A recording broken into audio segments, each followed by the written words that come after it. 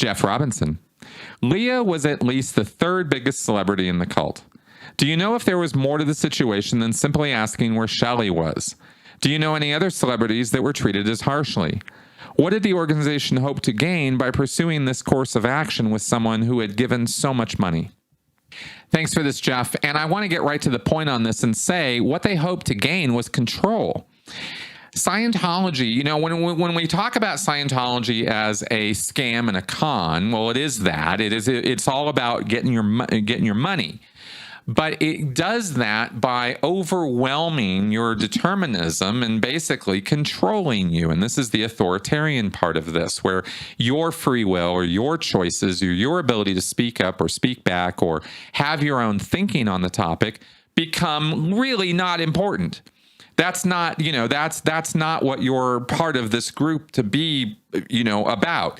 Now, the weird thing about Scientology is that they tell you that it is about self-empowerment and personal freedom and free will and accomplishing your own goals.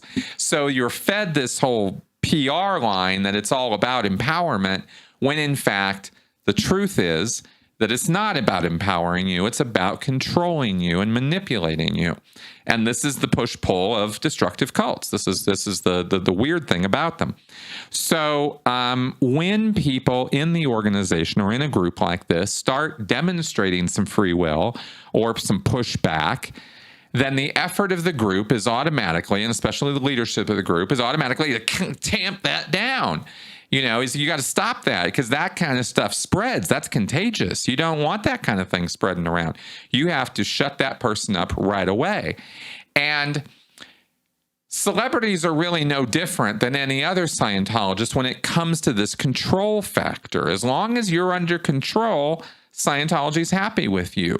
Now, that can be manifested in lots of different ways. But once somebody starts bucking the system, like Leah was doing, well, they're very much clearly not in control of Leah at that point. And Leah was not asking little questions about Scientology minutia or technical points or auditing procedure or some policy point.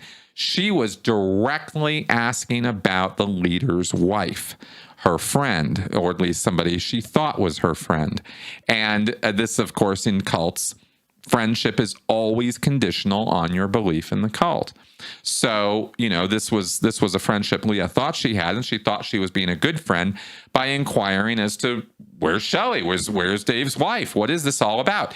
Now, she saw other things at Tom Cruise's wedding in Italy that she reported on. It wasn't just the fact that Shelley was missing. It was also the fact that various Sea Org officers and other people were acting completely off the rails there at the wedding. A guy named Norman Starkey was drunk and apparently was hitting on people there, other celebrities or something, if I remember right. There were other things going on that Leah saw that she thought were wrong. And so she was making noise about major Scientology leadership. She was attacking David by asking about his wife. She was attacking Norman Starkey, the executor of L. Ron Hubbard's estate.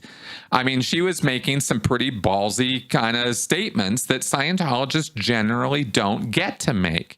So as the third most, biggest celebrity in Scientology at that time, she felt empowered to be able to ask these questions, right? And she found out in very short order she did not have any such power, and she was being slapped back into line, and she was being made to pay for that, through the sec checking and the truth rundown and stuff that she was subjected to in Clearwater. So what they intended to accomplish with that was they intended to slap her back in the line, get her to shut up and comply and stop questioning what David Miscavige was doing. You can ask a lot of questions in Scientology and get away with it, but if you start questioning what David Miscavige is up to, the gun sights focus on you right away.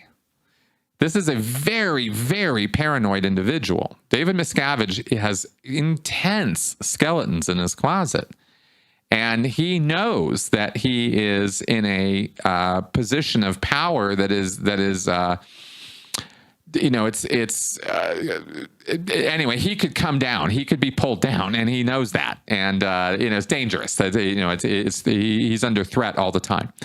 So, or at least that's how he thinks about his life. And so when major players like Leah start asking questions, they got to be slapped back into place right away. And that was the effort that was being made with her. So, it's the iron hand was sort of revealing itself, so to speak. But, it's got a velvet glove. There's this velvet glove over the iron hand. But it is an iron hand. You know what I mean? That's the true nature of what it's all about. And I think I've made that point. So there you go.